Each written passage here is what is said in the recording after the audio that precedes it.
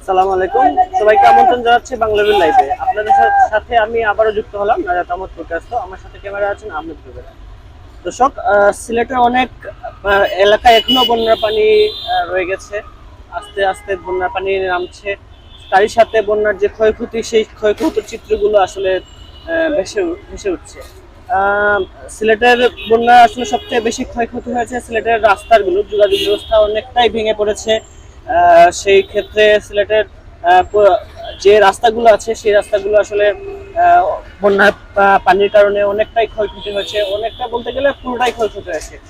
সড়ক ও জনপথ বিভাগের তথ্য অনুযায়ী সিলেটের প্রায় সিলেট জেলার প্রায় 17টি রাস্তার 166 কিলোমিটার রাস্তা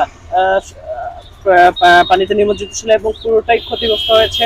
সেই ক্ষেত্রে সিলেট জেলার এবং সিলেট বিভাগে মোট ক্ষয়ক্ষতির পরিমাণ প্রায় 1000 কোটি টাকার উপরে। আপনাদের দেখানোর চেষ্টা করছি।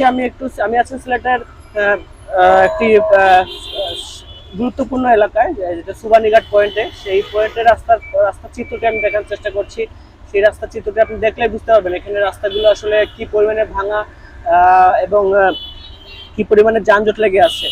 সড়ক ও জনপথ বিভাগ যেটি বলছে যে সড়কগুলো ভেঙে গেছে বা বন্যায় ক্ষতিগ্রস্ত হয়েছে, সেই ক্ষতিগ্রস্ত রাস্তাগুলো মেরামতের জন্য আসলে তারা দুটি কমিটি গঠন করেছেন। সেই কমিটিগুলো আসলে একটি সুনামগঞ্জের বিভিন্ন এলাকায় যাবে, সেই পানিগুলো নামার পরে সেই রাস্তাগুলো আসলে তারা সার্ভে করার পরে এবং তারা এক প্রাথমিক ধারণা দিবেন। সেই ধারণার উপর ভিত্তি করে আসলে রাস্তাগুলো আসলে মেরামত করা হবে। সড়ক বিভাগের প্রকৌশলী যেটি বলেছেন, ইতিমধ্যে যেগুলো দুটি ধাপে তারা আসলে এই রাস্তাগুলো মেরামত করছেন, যেখানে